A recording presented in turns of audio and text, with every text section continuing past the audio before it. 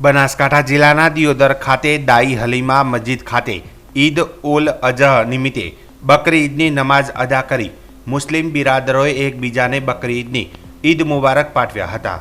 મુસ્લિમ બિરાદરો દ્વારા આજે બકરી ઈદના તહેવાર નિમિત્તે કબ્રસ્તાનમાં પૂર્વજોને ફૂલ ફાતિયા કરાઈ પૂર્વજોને શ્રદ્ધાંજલિ અર્પણ કરી બકરી ઈદની શુભેચ્છાઓ પાઠવી હતી।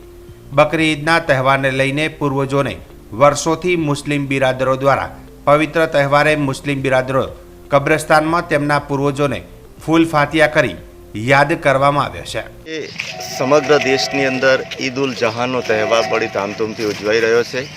તદુપરાંત અમે આજે દિયોદરમાં દરેક મુસ્લિમોએ સવારના 7:30 નમાઝ અદા કરી ત્યારબાદ અમે દરેક અમારા ધર્મની અંદર એવું છે કે જ્યારે કોઈ તહેવાર હોય ત્યારે નમાઝ અદા કરી અને કબ્રસ્તાનમાં આવે છે અને અમારા પૂર્વજોને ફૂલ ફાતિયો કરે છે અને આજે સમગ્ર મુસ્લિમો એમ કે કબ્રસ્તાનમાં આવી ફૂલ ફાતિયો કરે છે અને આ તહેવાર એક ખુશી અને આનંદનો ઉલ્લાસનો તહેવાર છે।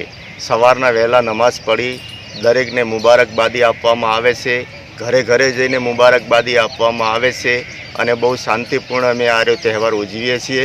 આજે કબ્રસ્તાનની અંદર જે લોકો આવ્યા છે એ દરેક પોતપોતાના જે પૂર્વજો છે એમને ફૂલ ફાતિયો કરે છે અને એમની મગફિરત માટે દુઆ માગે છે। દેશમાં શાંતિ અને સલામતી જળવાઈ રહે, દરેકનું સારું થાય એવી પણ દુઆ માગે છે।